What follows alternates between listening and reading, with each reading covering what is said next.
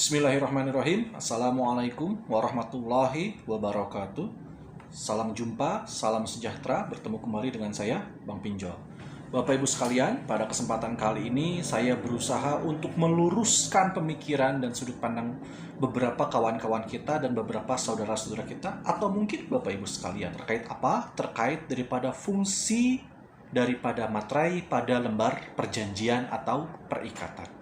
Tetapi sebelum kita membahas ini lebih jauh, kembali saya sampaikan, apabila Bapak Ibu sekalian merasa bahwa channel ini bermanfaat buat Bapak Ibu sekalian, maka Bapak Ibu sekalian bisa mengklik tanda subscribe, like video ini, share video ini apabila dirasakan bermanfaat, dan juga menulis pertanyaan, tanggapan, dan komentar di kolom komentar yang ada di bawah ini.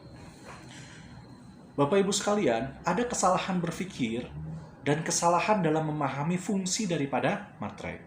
Jadi, semua orang beranggapan bahwa setiap surat perjanjian apabila tidak ditandatangani di atas materai, maka surat perjanjian tersebut dianggap tidak sah atau tidak kuat. Kemudian, ada yang beranggapan bahwa dengan ditandatanganinya surat perjanjian di atas materai, maka surat perjanjian atau pernyataan tersebut dianggap sah oleh seseorang dan bisa dijadikan sebagai landasan hukum. Ini kekeliruan dalam sudut pandang. Kenapa saya katakan keliru? Karena fungsi materai itu tidak lebih daripada fungsi cukai atau pajak. Tidak lebih daripada fungsi cukai atau pajak. Mengapa? Karena hal ini merujuk kepada Undang-Undang Nomor 13 Tahun 1985 tentang materai. Pasal 1-nya jelas berbunyi, fungsi materai yang utama adalah pemungutan pajak atas suatu dokumen yang menurut Undang-Undang Bea Materai menjadi objek bea materai. Jadi, materai itu fungsinya bukan lembar pengesahan atau membuat sah atau tidaknya sebuah dokumen perjanjian atau perikatan. Tetapi, tidak lebih dari sekedar cukai atau pajak yang dikenakan terhadap suatu dokumen.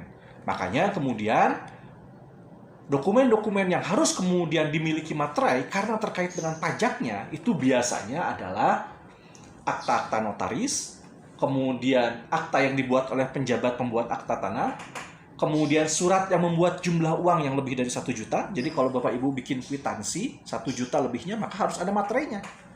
Kenapa? Karena itu fungsi daripada materai sebagai pajak. Kemudian efek ini seperti saham dan lain sebagainya yang membuat harga nominal lebih di atas 1 juta. Ya kan? Ini juga harus pakai materai. Gitu. Kenapa? Karena fungsi materai tadi sebagai cukai atau pajak. Jadi bukan sebagai penentu sah atau tidaknya sebuah perikatan atau perjanjian. Jadi ketika Bapak Ibu sekalian menandatangani perjanjian tanpa ada materai, tetap itu sah di mata hukum. Dan ini bisa dijadikan objek perdata kalau kemudian objeknya menyangkut terkait dengan tindak tanduk permasalahan-permasalahan perjanjian yang masuk ke dalam ranah lingkup kajian atau efek hukum perdatanya. Nah, lalu kemudian apa yang menyebabkan perjanjian itu sah atau tidak? Jadi yang dilihatnya bukan materainya, tetapi dari isi perjanjiannya.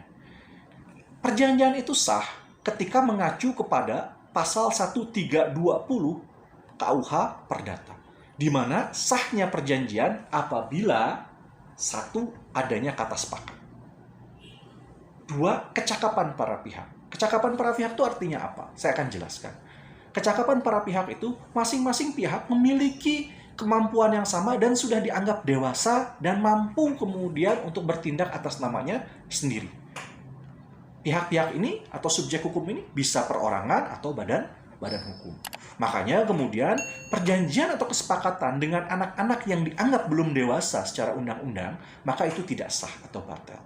Atau kemudian perjanjian dengan seorang kuratel, apa itu kuratel atau orang-orang yang di bawah pengampuan, maka itu juga menjadi tidak sah. Apa itu kuratel? Nanti saya akan jelaskan lebih lanjut dalam video yang lain.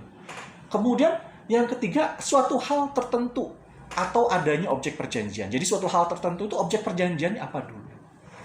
Jadi ada 3, ya kan? Kesepakatan, kecakapan para pihak tadi. Yang ketiganya adalah adanya suatu hal atau adanya objek perjanjian. Kita mau berjanji terkait masalah apa nih? Masalah hutang piutang, jual beli tanah, kemudian jual beli rumah, kemudian sewa, pinjam pakai, dan lain sebagainya. Itu ada kesepakatan objek tertentu yang akan kita bahas dalam perjanjian tersebut. Yang keempat, karena sesuatu yang halal. Nah, karena sesuatu yang halal ini, salah satunya adalah tidak bertentangan dengan peraturan perundang-undangan. Ada kemudian saudara kita yang menyampaikan, seseorang ketika kemudian tanda tangan di atas materai mengatakan bahwa kalau dia tidak mampu bayar hutang, maka dia akan dipenjara misalnya. Sah tidak? Bukan berarti karena tanda tangan di atas materai perjanjian itu sah atau tidak, tapi dilihat dari substansi perjanjiannya seperti apa. Ketika substansi perjanjiannya melanggar peraturan perundang-undangan, maka perjanjiannya menjadi batal. Ada tidak pelanggaran terhadap peraturan perundang-undangan di sana? Ada. Apa? Ketika tidak membayar hutang, maka dia akan dipenjara atau dipidana penjara. Ini melanggar Undang-Undang HAM pasal 19 ayat 2. Maka ketika ini melanggar undang-undang, maka karena sesuatu yang halal ini dilanggar, maka perjanjian ini menjadi batal. Nah, Bapak Ibu sekalian, mari luruskan sudut pandang kita. Jadi, materai itu bukan sebab sah atau tidak sahnya sebuah perjanjian. Perjanjian itu sahnya karena pasal 1320 tadi, yang sebab-sebabnya saya sudah sebutkan tadi, yang menyebabkan perjanjian sah. Kesepakatan, kecakapan kedua belah pihak, adanya objek atau permasalahan tertentu yang disepakati, kemudian tidak melanggar hukum atau karena sesuatu yang halal. Itu yang menyebabkan sahnya perjanjian. Jadi yang dilihat substansi yang ada di dalam perjanjiannya, bukan materainya. Materai itu bea saja atau pajak saja. Nah, ini yang harus dipahami. Nah, ini yang harus diluruskan di tengah-tengah masyarakat kita. Bapak Ibu sekalian bisa melihat dan membaca dalam Undang-Undang Nomor 13 Tahun 1985 jelas terkait dengan permasalahan materai.